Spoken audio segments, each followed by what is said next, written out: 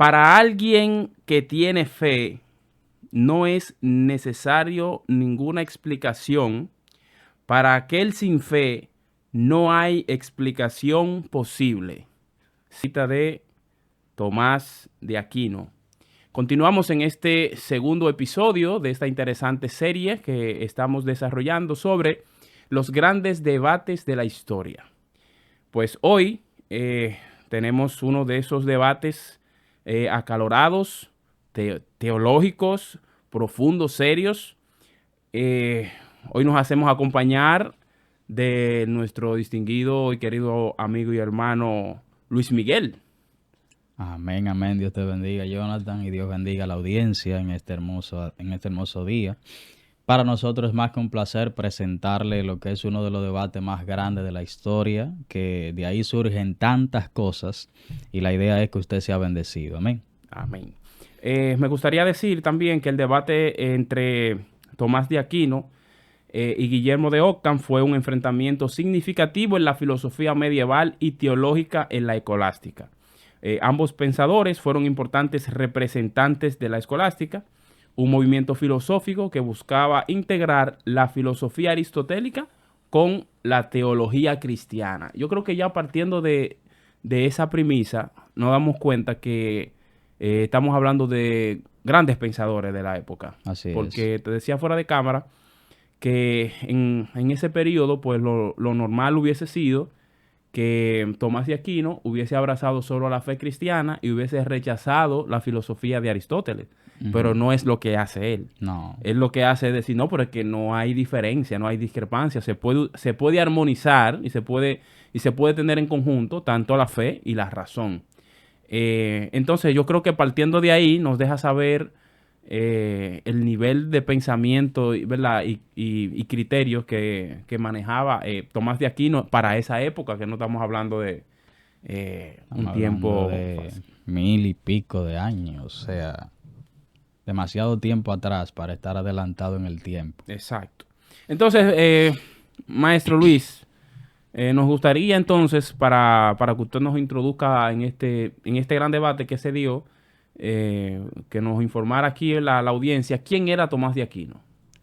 Mira, en palabras sencillas, Tomás de Aquino no era más que un teólogo y estudiador de la palabra en aquel entonces. Estamos hablando de 1225 a 1274. Uno de los estudiadores más profundos que se caracterizaron por las enseñanzas que él en ese momento profundizó de Aristóteles, de la razón, de la fe. Y como en ese tiempo estaba prácticamente de moda lo que era el estudio de la razón y la fe, porque la iglesia en ese tiempo, que era la Edad Media, en el tiempo donde él se postuló como maestro, prácticamente era la cabeza de todo. Entonces este hombre era reconocido como uno de los más grandes filósofos de la tradición eclesiástica de ese tiempo, definido por un movimiento teórico que caracterizó la Edad Media a partir de ahí. Y también se caracterizó por el utilizar la razón como ente principal con ayuda de la fe para llegar a conocer a Dios.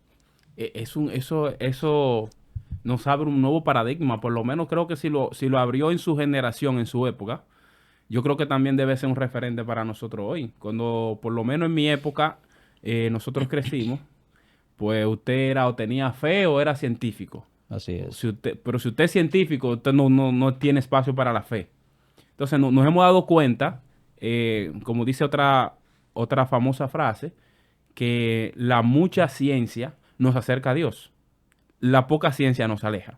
O sea, quiere decir en pocas palabras que a medida que usted va estudiando, mientras más estudia, usted va a darse cuenta en algún punto que hay cosas que no tienen una explicación. No hay explicaciones para algunas Entonces cosas. tendremos que buscar a alguien para poder explicar esa cosa que usted con su conocimiento no logró entender. Ahí entra la parte de la fe, porque es como él decía, las enseñanzas de este hombre eran tan profundas que se canonizaron, la iglesia llegó a canonizarlas 50 años después de su muerte, porque al principio eran parte de que simplemente eran debates, ideas postuladas de enseñanza de Aristóteles y también de la Biblia, y de algunos movimientos que enseñaba la naturaleza, que de ahí él comenzó a sacar muchas enseñanzas también, y que según postula la historia, dice que estas ideas eran tan fuertes que la iglesia al final fue que llegó a entenderla, decir, oye, de verdad que este hombre decía algo que tiene razón, que para nosotros en la actualidad de hoy se ve como extraño, como algo Ujú. insignificante, pero estamos hablando de una época en donde la razón y la fe tenían que ser debatidas, a ver si estaban unidas o contrarias, que era una de las partes principales de esto. Y llama la atención. Por ejemplo, él tiene su obra más influyente, se conoce como la Suma Teológica, Ujú. que ese trabajo buscaba establecer la existencia de Dios mediante la razón y argumentaba que la fe y la razón no se oponían, sino que se complementaban. Ahí estaban las 5 vías de Santo Tomás de Aquino, era mejor conocido como Tomás de Aquino, ¿verdad? Ujú, Para la Iglesia Católica, Santo Tomás de Aquino. Te dije que ya después de 50 años después de su muerte, ellos llegaron a canonizar todas sus enseñanzas. Decían, no, todo lo que este hombre decía tenía cierto punto, grado de razón y había que considerarlo. ujú, Entonces, él tomaba, ahí estaban las 5, ¿verdad? Las 5 ideas que él postulaba para demostrar la existencia de Dios, que era lo que tú estabas mencionando. ujú, Ahí estaba la teoría del movimiento, la teoría de las causas, del eficiente, donde él decía que si un objeto tenía la capacidad de moverse, era porque había otro objeto inconmovible que lo permitía. ujú. Él decía que si tú podías moverte, en realidad puedes tomar cualquier tipo de decisiones porque detrás de ti hay alguien que puede hacerlo. O sea, él decía, hay una existencia más grande que es Dios. También estaba la idea de la contingencia, de la necesidad, vía de la gracia, de la perfección, donde él decía que si nosotros somos imperfectos es porque hay un ser perfecto detrás de nosotros. Y también la vía de la finalidad. O sea, estas ideas y teorías sentaron una de las principales bases de las enseñanzas de Tomás de Aquino, que era demostrar también la Ujú. existencia de Dios en ese tiempo por medio de la razón. Eso es interesante, hermano, porque a medida que uno va adentrándose tal vez en el pensamiento y la obra de Tomás de Aquino, pues nos damos cuenta de la importancia y el valor que tiene sus escritos. Pero en ese mismo orden, no siempre todo el mundo está de acuerdo con lo que uno postula, ¿no? Así Pues es. en esa época eh, había otra persona que básicamente no De estaba tan de acuerdo. acuerdo con las ideas, el pensamiento, tal vez la mezcla de fe y razón de Aquino, y era Guillermo Ockham. Ujú. Entonces, ¿quién era ese señor, Guillermo Ockham? Bueno, ese señor, según la historia, ¿verdad? Estaba casi dentro de la misma época también, o dentro de la misma época de Tomás de Aquino. Ujú, Estamos hablando de 1285 a 1349, dentro de la época de la Edad Media. Un teólogo eclesiástico inglés, fundador de la escuela normalista, una de las escuelas que se caracterizaron en ese tiempo. Era un fraile estudioso en la Universidad de Oxford. O sea, estamos hablando de ujú, gente ujú. que le encantaba lo que nosotros no hacemos hoy, dar página para la izquierda, cuya característica, cuyas enseñanzas se caracterizaron por hablar en base a la fe, pero independiente de la razón. Entonces, él decía que más inaceptable aún para el papado fueron sus propuestas de separación entre la iglesia y lo que es Ujú.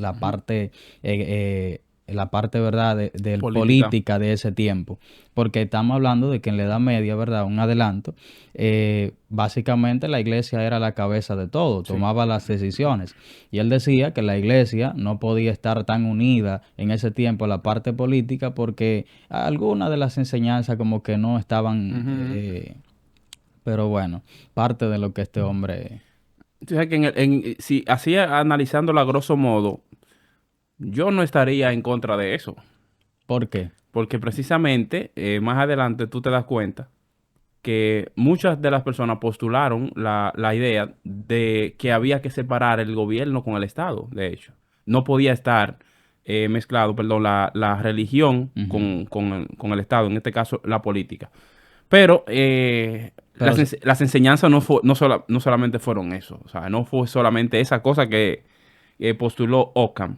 Pero me llama la atención también algo que usted menciona, es que esos personajes que estamos hablando, Tomás de Aquino y Guillermo Ockham, se ubican en una época específica de la historia, que es la Edad Media. ¿Qué era la Edad Media? Como te dije, la Edad Media en ese tiempo comenzó desde la caída del Imperio Romano hasta el descubrimiento de América. Pero la Edad Media tenía ciertas características. Una de las características de la Edad Media es que ahí estaba el movimiento del feudalismo, que era básicamente donde había una especie de cacique que gobernaba cierta parte del pueblo y el pueblo tenía que regirse llevando impuestos y demás. También estaba, que era, bueno, el feudalismo era un sistema económico y social que sustituía el esclavismo. O sea, cada época tenía como su característica, basado en un acuerdo entre los señores y los siervos, como los llamados famosos señores feudales. También estaba lo que es la religión como centro, donde la iglesia básicamente era una de las autoridades supremas.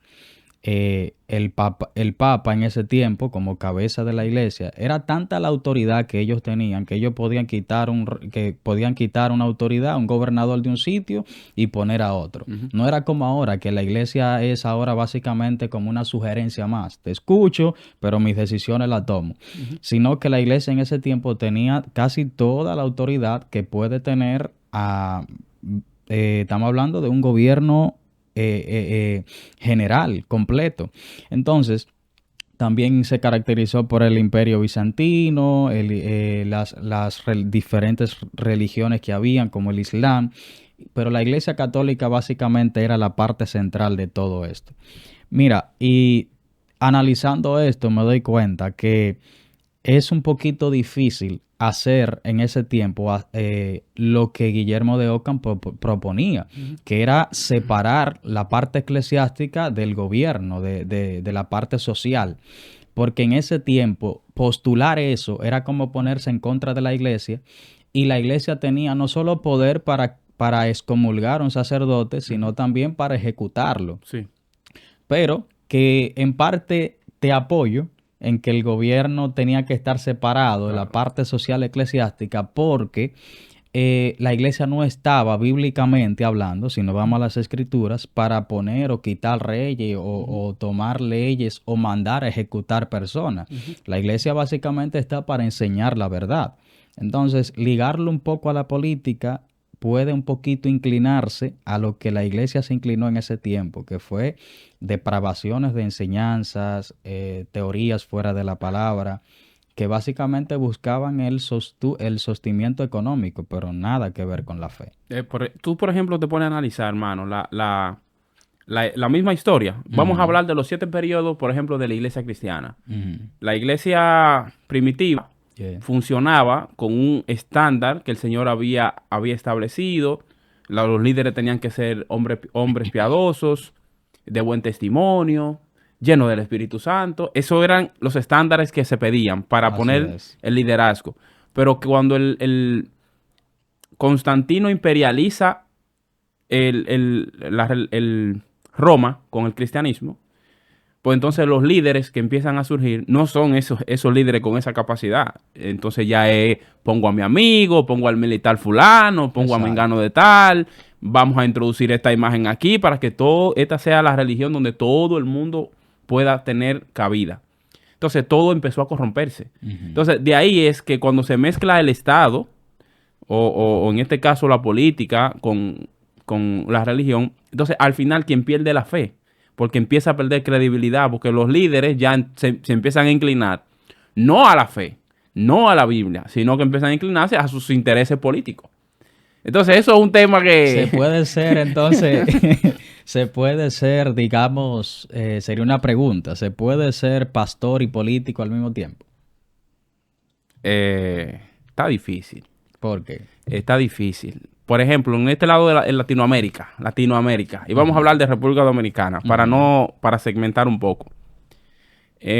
Nosotros tenemos demasiado político corrupto. Demasiado. Y yo te voy a decir que creo que ellos puede haber políticos serios, honestos, transparentes. Puede haber, pero no son los que resaltan. Aquí lamentablemente hay una etiqueta que tienen los políticos que no es buena. O sea, los políticos aquí tienen fama de ladrones, tienen fama de... Ni siquiera voy a seguir. Ser político es malo, no, ser político no es malo. Pero ser político, ser cristiano y meterse a político en este lado... Mira, viene con una etiqueta ahí de no confío, se va a corromper, se va a dañar, va a robar, va a defraudar, lamentablemente. Y si analizamos todo lo que nos ha venido pasando, casi siempre terminan embarrados. Alguien tiene que hacer la diferencia. Ojalá la iglesia está llamada a hacer la diferencia. Porque bíblicamente hablando, los que estaban en la parte gubernamental, en el tiempo, por ejemplo, de Daniel, eran personas de fe. Sí, claro. Aparte de que también cada uno de ellos influía. Mira, yo digo que puede levantarse alguien, y esa es la oración de la iglesia, pero yo, en lo personal, pienso que esa persona no tenga el oficio pastoral como tal, sino que sea un hermano, alguien que comparta. Ahora, si un pastor está postulándose, yo lo apoyo, adelante. Pero en preferencia personal, me gustaría como que uno de los hermanos con buenos valores fuera del pastorado se postule. ¿Por qué? Porque así la influencia que él pueda traer no es una influencia, no lo van a ver. Estamos hablando de esta parte de la isla, ¿verdad? Exacto. No lo van a ver como que a conveniencia personal, sino que lo van a ver como un hermano de fe que se levantó a ejercer algo, tratar de poner el orden, que será un poquito difícil. Y lo sé y te entiendo. Pero tomando el ejemplo de este hombre, me encanta la forma de Bukele, por ejemplo, que este hombre es un hombre de fe. No sé, no te digo si está en lo correcto en todo, pero él utiliza la fe, la gracias a Dios, busca de Dios, una forma de buscar como que... Es creyente. Es creyente en el eterno. Entonces, tiene que levantarse alguien aquí. Yo en tiempo de vida no conozco. Te voy a poner un ejemplo. Si el Señor te llama a ti a ser pastor, el Señor, no estoy hablando de que yo me soñé, no, el Señor te hace un llamado al pastorado. Y 5 años después, tú sientes inclinación para cuestiones políticas. ¿Tú dejarías de ser pastor para incursionar en ese asunto político? Mira, es que el mismo señor que me llamó a ser pastor... no me mareé. Okay. El mismo señor que me llamó a ser pastor es el mismo que me va a decir a mí, terminó tu periodo, entonces quiero que incurses en esto. Pero es muy difícil que el Señor te haga terminar un periodo pastoral y ministerial. Es que es más importante pastorear las ovejas que dirigir la nación en ese sentido.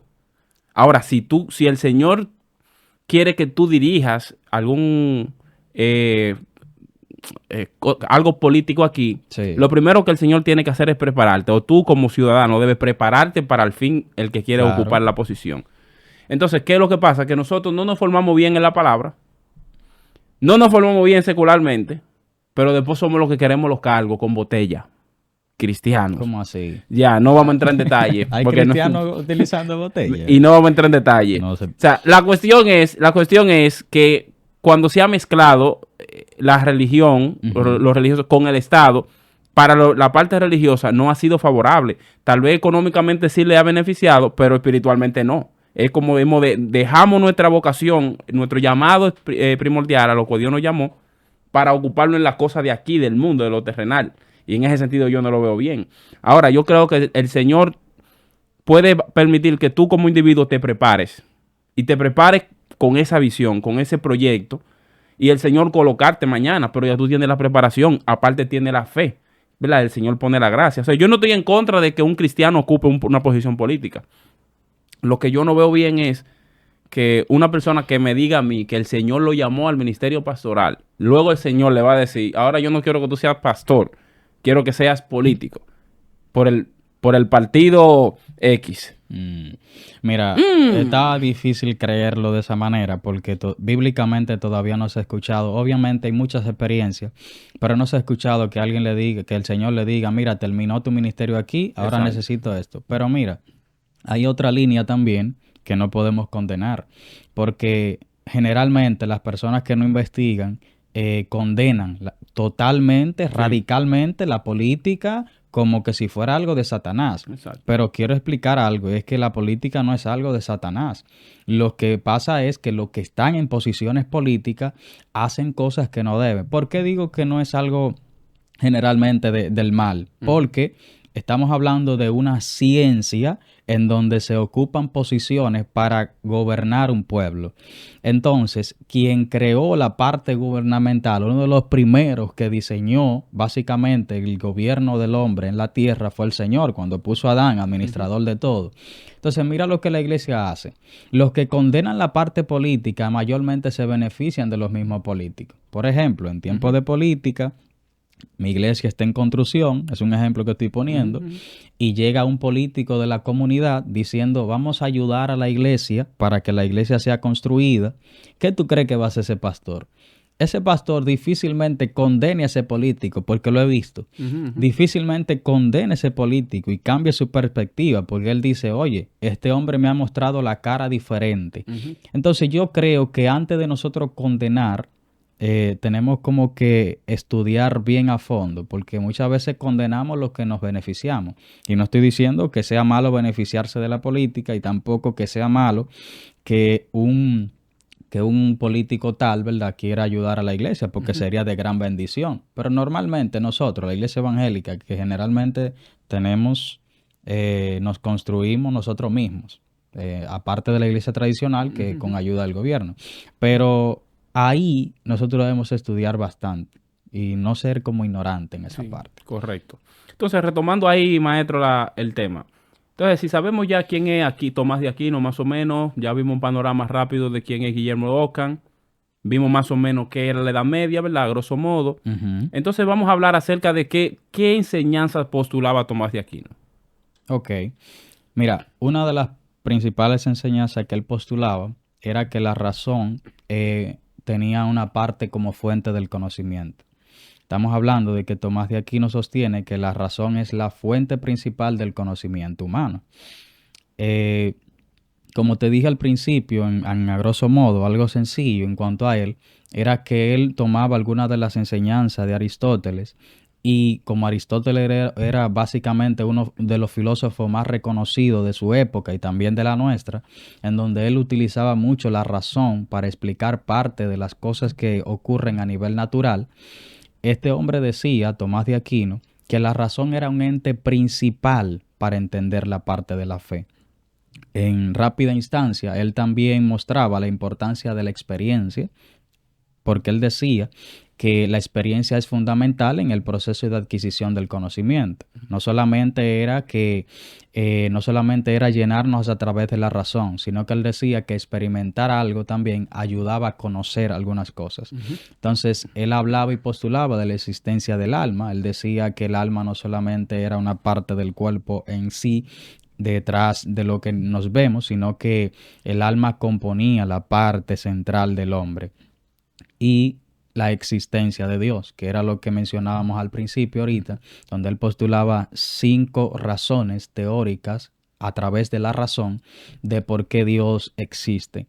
Pero en donde quiero centrarme básicamente dentro de sus enseñanzas, era que él decía que la fe y la razón podían estar unidas. O sea, una manera de creer que Dios puede ser explicado por medio del conocimiento, por medio de la filosofía y por medio de movimientos que explicaba la misma naturaleza. Algo que era contrario a lo que vamos a hablar acerca de Guillermo de Ockham. Sí, y me gusta porque incluso la posición de él no era la posición que en sí sostenía la iglesia hasta ese momento. Porque la iglesia lo que hacía era descartar en un sentido la filosofía aristotélica, porque esto era una de dos. ¿Usted es un hombre de fe o es un hombre de ciencia y de razón? Y entonces ahí es que entra Tomás de Aquino y dice, no, pero es que para yo ser un hombre de fe no tengo que descartar la razón. Se puede analizar esto así, se puede ver, se puede utilizar la razón para nosotros apoyar la misma fe. Así es. Entonces, a diferencia entonces de Tomás de Aquino, ¿qué postulaba entonces Guillermo Ockham?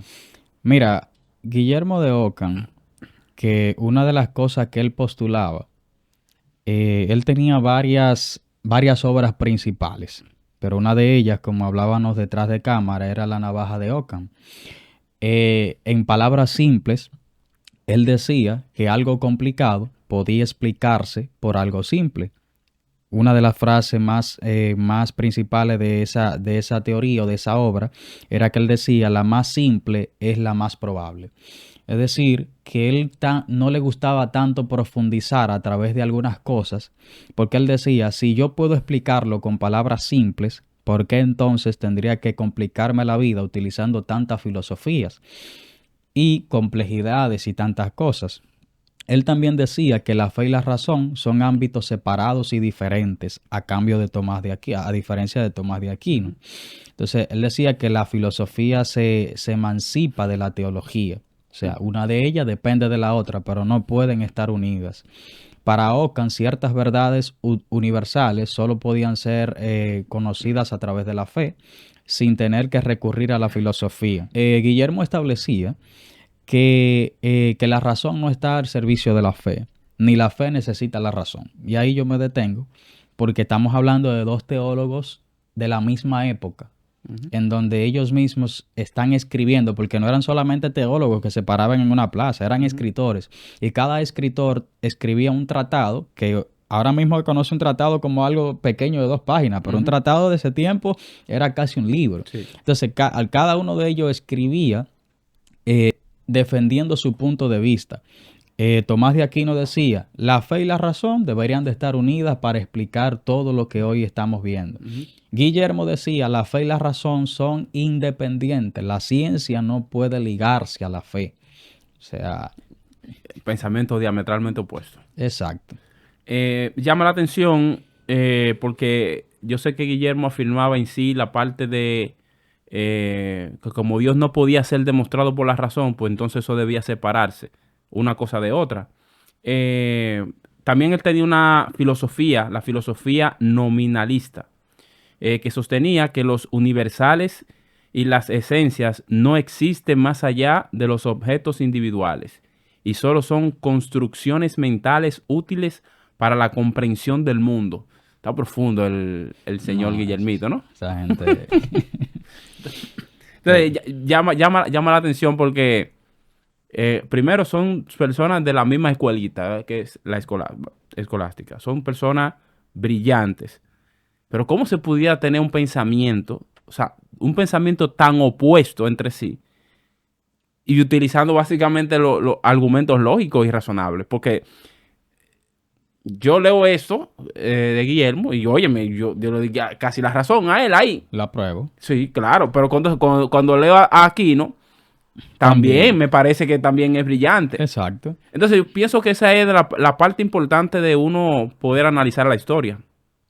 Que entender, ¿no? Entender y a veces no ser tan radicales en algunas posturas, porque esto es una de Dios. ¿Tú eres de Tomás de Aquino o eres del otro? O sea, como que ¿por qué tengo que ser así? O sea, no, yo puedo tomar esto que me parece brillante de este y puedo tomar esto que me parece brillante de esto y hago, ¿verdad? Mi propia opinión. Pero como siempre tengo que decir en este tipo de series, el que no conoce su historia es el que está condenado a repetirla. Y te digo que en el caso de este hombre, o sea, si tú te pones a analizar, algunas de las enseñanzas de él, de Guillermo, estaban en lo cierto. Porque hay algunas cosas que la ciencia no te puede explicar. O sea, si tú estudias la Biblia, te vas a encontrar con varias escenas, por ejemplo, en donde el Señor abre el mar rojo, hace diferentes milagros, sanidades, convierte el agua en vino. O sea, la ciencia generalmente no te puede explicar algunas cosas. Exacto. Pero hay un punto donde la fe no va, donde la razón no llega a alcanzar la fe. En el sentido genérico, en el sentido principal teológico de lo que es Dios. Pero yo he conocido y he leído de algunos científicos que a través de la razón llegan a la fe. Llegan a conocer que Dios es real. Por ejemplo, hay un científico o un escritor reconocido que él se llamaba, el escritor del libro Más que un carpintero. Él no creía en el evangelio. Él decía, yo no creo en Cristo, pero lo voy a investigar. Y comenzó a investigar por medio de la razón y la ciencia para saber si lo que decían de este judío era cierto. Y así llegó a tantos puntos, cubriendo desde la tumba de Cristo hasta toda la historia. Él decía, no, llegué a la conclusión por medio a la ciencia de que lo que dice la Biblia es real. Entonces, no necesariamente tendríamos que separar la fe y la razón. Simplemente entender que la razón llega hasta un punto y que la fe llega a un punto en que la razón no la puede explicar. Pero ser tan radical de separarlo por completo, yo diría que es algo... Sí, porque, por ejemplo, hay unos cuantos eventos en la Biblia que uno pudiera mencionar, como los que tú citaste, pero te voy a citar este. Ujú. Jesús caminando en una tempestad en las aguas. Sobre las aguas. ¿Cómo llegó ahí él ahí y no se hundió? ¿Cómo explicamos eso? No hay manera de No hay explicarlo. Hay que forma. creerlo por fe, porque lo Sí, dice la tal vez Biblia. Isaac Newton lo veía, No, no pero hay está bien. forma. ¿Cómo explicamos que un pez se tragó a Jonás y Jonás duró 3 días y 3 noches? No hay forma. Y que no se murió. Y que luego que resulta que cuando el pez lo vomita precisamente donde Dios le dijo que tenía que ir a predicar. O sea, hay cosas que entiendo que es más sano, más favorable y creo que para mejor comprensión entenderlo mediante la fe y mediante la razón también. Hay cosas que entendemos que ocurrieron así por fe y hay otras que son razonables y que por más que la podemos argumentar y podemos explicarla. Así Sí, que pero hay que ser, por ejemplo, en este tiempo hay una debilidad y es que algunos dicen, no, esto es por fe y hay que olvidarse de la teoría no, porque las teorías están dañando la iglesia, los estudios bíblicos tan... no, no, no. No. Eso es un extremo de lo que realmente no queremos compartir. Lo que queremos decir en este tiempo es que estudiar a diferentes puntos de vista y de las ciencias y demás no está mal. Siempre y cuando lo que tú estudias te lleve a la fe. Ahora, si tú lo que estás haciendo es básicamente contradiciendo, y te voy a decir algo, no hay forma de contradecir lo que la Biblia dice. Al final la ciencia va a terminar descansando sobre Cristo. Porque Pablo decía, los judíos buscan señales, los gentiles buscan sabiduría. Entonces en Cristo, poder y sabiduría de Dios. O sea, al final todos van a terminar ahí. Eso es así, eso es Ujú. brillante. Bueno, finalmente, hermano, porque el tiempo apremia, eh, me gustaría decir dos cosas. Santo Tomás defendía la capacidad de la razón para comprender los aspectos de la fe y consideraba que la filosofía podía enriquecer la comprensión de las verdades teológicas. Yo creo que eso es un buen punto y Ujú. una buena razón. Ahora, Occam decía, en cambio, que defendía la separación más radical entre la razón y la fe. Sostenía que la fe debía aceptarse sin la necesidad de pruebas racionales. O sea, esto está pasando aquí, acéptalo ya. Eso no hay que No hay mucha utilizar chi, no explicación. hay que explicar por fe. Pero si se trata de la razón, no, eso es otra cosa. Por eso no pueden estar ligadas. Entonces, son posturas que yo creo que analizarla con los lentes del 2024, pues nos tienen que ayudar a entender algunas cosas, ¿no? Ujú. Yo propongo siempre a las personas que puedan documentarse. Nosotros en este espacio damos pincelada, ¿verdad? De la Así es. historia, pero queremos que la gente pueda hacer su estudio, su investigación y ver a dónde le lleva eso. Finalmente quisiera decirle a la audiencia que lo importante de esto no es ver quién tenía la razón o no. Fíjate que algunos de lo que ellos decían, si tú lo miras desde un punto de vista, es positivo.